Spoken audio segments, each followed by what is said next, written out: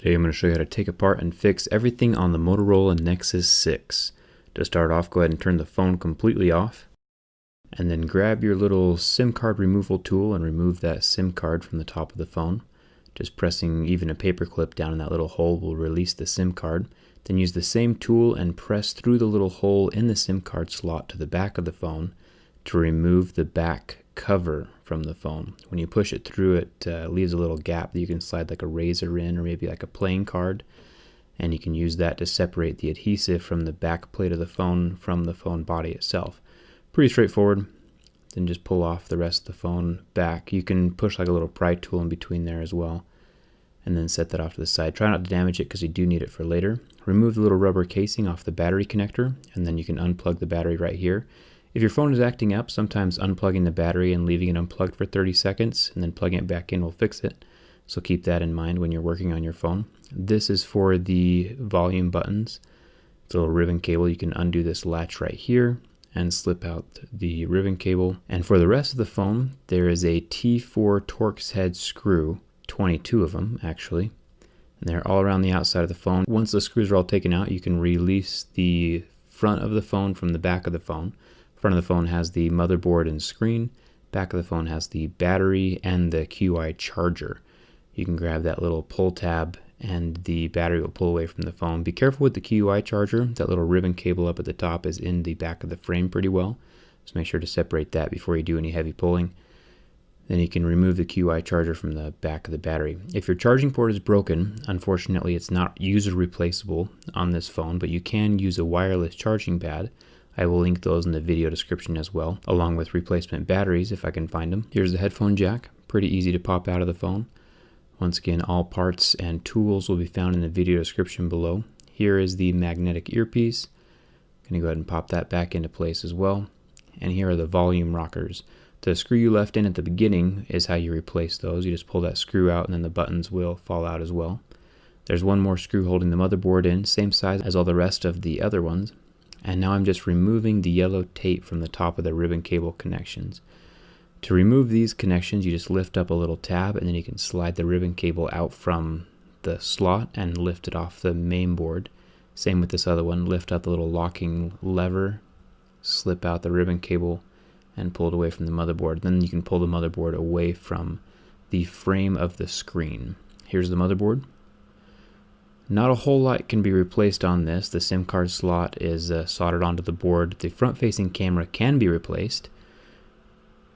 I will try to find replacement parts and link those in the video description. Getting rid of that yellow tape, unlatching the rear-facing camera. It's a 13 megapixel camera. Going to tuck that back into place as well. Tap it down and then latch it back in. Pretty easy to replace the rear camera as well. So here's the screen. If your screen is broken, like the glass is broken or the LCD is broken, this is the part that you need to buy in order to replace and fix your phone. You might need to transfer over this metal plate to your new screen as well, but this is the part. If the screen you buy does not have those ribbon cables or the front glass or the LCD, you bought the wrong part, and you need to check in the video description below for this part. Doing a glass-only repair is extremely difficult, and we're not going to cover that in this video. Get the motherboard back into place and get the ribbon cables back in. We're just putting the phone back together again now. Latch it down to protect that ribbon cable and put the tape over the top of it to keep the latch secure. Same thing with this ribbon cable over here. Tuck it in, make sure it's in as far as possible and latch it down. And then get the yellow tape and put it over the top of all of these ribbon cable connections that you've undone. Pretty simple. Get that one screw and the little metal drop bracket back into place at the top of the motherboard. And the motherboard has two little latches as well, so make sure that it's tucked down into that frame.